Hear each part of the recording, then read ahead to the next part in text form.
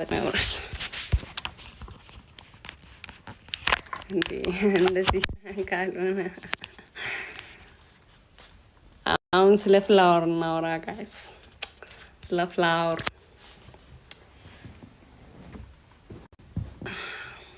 ደስ አይሻላል?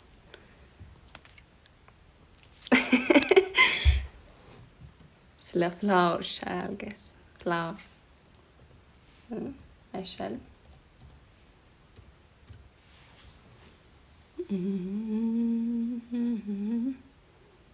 ኬኩ ይጣፍጣል ወይ? የምን ኬክ? የምን ኬክ?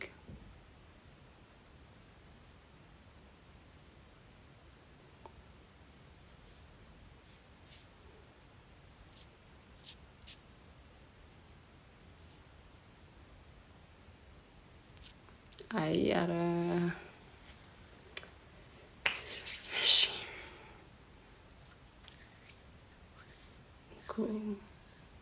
ጨነቀኝ ጋይስ። ምንድን ነው እየተፈጠረ ያለው? አበባ ለምን እንደሚሰጠው እንዴ? ለብዙ ነገር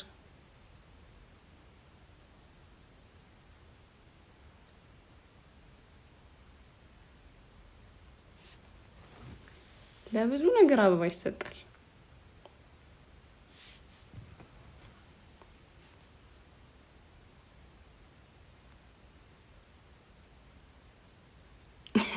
ዛሬ እግዚአብሔርን እያሳቃችኝ ነው እንዴ? ኧረ ጉዴ እንዴ! ተው እንጂ። የምን ጣት እጅሽ፣ ጥፍርሽ። ጥፍሬን ባለፈው እንደምቆርጠው ነግራችሁ ነበር። ባይዚ ላይክ ባለፈው እንደምቆርጠው ነግራችሁ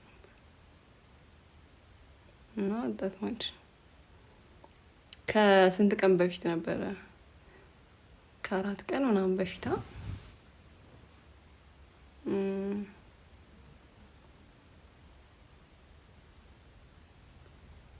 ያ ፀጉሬን ሳልሰራ እንትን አለ። ፀጉሬን እሰራለሁ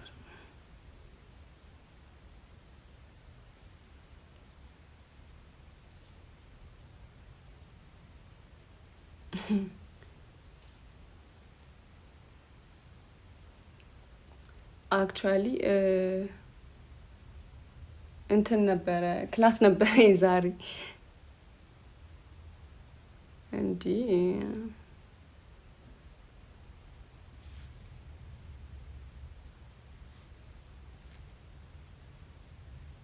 እንዲያ እኔ ራሱ ተጨነኩ። ክርስቶስ ነው ወይዚ እኔ ራሱ ተጨነኩ። እንዲ ተው እንጂ አስጨነቃችሁኝ እኮ።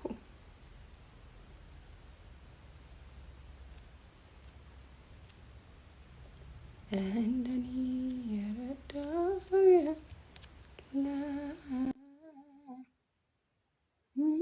ኑሐሚን ባሏን አታ ልጆቿን አጣ ተመለሰች ምናምን ብለው ያሸማቅቋት ነበር።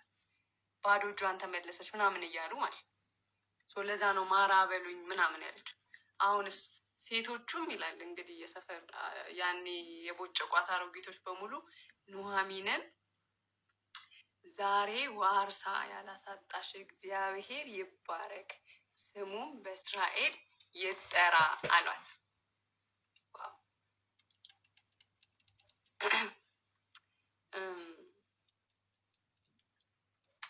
እና ከ7 ወንዶች ይልቅ ለአንቺ ከምትሻል ከምትወድሽ ምራት ተወልዷልና ሰውነትሽን ያሳድሰዋል፣ በእርጅናሽም ይመግብሻል አሏት። ኑሐሚንን ሕፃኑን ወሰደች፣ አቀፈችው፣ ሞግዚት ሆነችለት። ኑሐሚንን ጎረቤቶቿ ከዛ በኋላ ስም አወጡለት ለሕፃኑ ማለት ነው። ስሙም ኢዮቤድ ተባለ ብለው ጠሩት። እርሱም ይላል የዳዊት አባት የእሴይ አባት ነው። የዳዊት ዘር ማለት ነው።